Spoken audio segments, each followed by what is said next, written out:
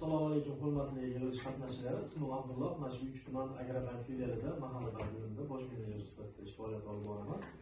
Hozirda bizda o'sha prezidentimiz topshiriqlari bo'yicha aholining daromadini oshirish, kambag'allikni qisqartirish, yangi ish o'rinlarini yaratish, o'sha aholining daromadlarini o'sha 50-60 milliongacha chiqarish bo'yicha topshiriqlar bo'lgan.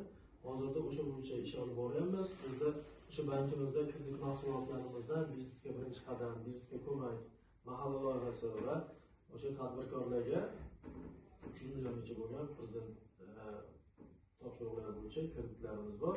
Ularni bir-biriga tanishtirib o'tadigan bo'lsam, biznesga birinchi qadam dasturi bo'yicha chiqargan kreditlarimiz o'zini band qilgan shaxsga o'sha sug'urta asosida 1 yil muddatga 23% dan 25% gacha bo'ladi. 23% ayollarga bo'ladi, 25% erkaklarga. Yani biznesga 5 million summasi bo'ladi. O'sha plastik kartochkaga tushirib beriladi. Bu ta'minotchiga o'tkazib beradi degan narsa yo'q bo'lib ketgan. Hozir bizda faqat o'sha oluvchini plastik shaxsiy o'sha plastik kartochka o'sha nomiga o'shanga tushirib beriladi. Endi biznesga ko'mak dasturi bo'yicha 4 yil muddatga 17 million so'm bo'ladi. Uni imtiyozli davri bor, oldin imtiyozli davr bo'ladi. Unda ikkinchi shaxs kafilligi bo'yicha belgilanadi. Bu ham xuddi shunaqa o'sha tartibda belgilanganda ayollarga 23%, erkaklarga 25%. Xuddi shu kreditlarni vaqtida yopib, namunaviy to'lovchi bo'lgan oilaviy tadbirkorlikdan kredit olib vaqtida yopgan mijozlarimizga zarardor tajribasi bo'yicha 50 million so'mlik kreditimiz bor. Uning muddati 5 yilga 2 yil imtiyozli davr bilan bo'ladi. Xuddi u ham ayollarga 23%, erkaklarga 25% bo'ladi. O'sha prezidentimiz o'tgan yilgi o'sha 2025-yildagi 8-martdagi topshiriqlar bo'yicha ayollarga shunaqa qulayliklar yaratib berilgan. Endi bu ham kafillik asosida bo'ladi. Qarzga qarab, o'sha mijoz o'rnida bo'lmasligi kerak, qora ro'yxatga tushmagan bo'lishi kerak, kafillar ish haqqisi yaxshi bo'lishi kerak.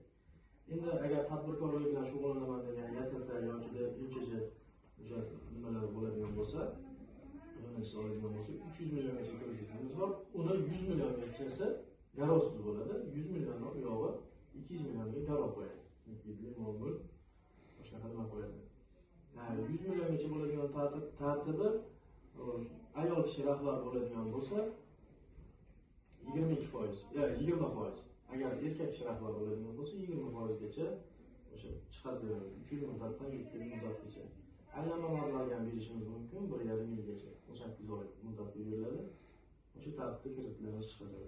Hozirda o'sha aholini ovoragarchilik qilmasligi uchun har bitta mahallada biz tomonidan biriktirilgan mahalla agentlari bor. 4 ta mahallaga bitta mahalla bankiri qo'yilgan. Mijozlarning o'sha ovoragarchilikni kamaytirish maqsadida o'sha o'zingiz yashab turgan hududingizga borasiz. Mahalla komitetidagi o'sha bizning xodimimiz bor. Agar masala bo'ladigan bo'lsa, bank tomonidan o'sha maslahatlarni beradi. O'sha yechilmagan masalalaringiz bo'lsa, o'sha yuzda hal bo'ladi. Kredit olish istagi bo'ladigan bo'lsa, hujjatlaringiz birlamchi hujjatlarni o'sha yuzda shakllantirib, bizning bankimizga yetkazadi. Agar kimda qiziqish bo'ladigan bo'lsa, so'rovlar bo'ladigan bo'lsa, marhamat qilib uchrashingiz mumkin.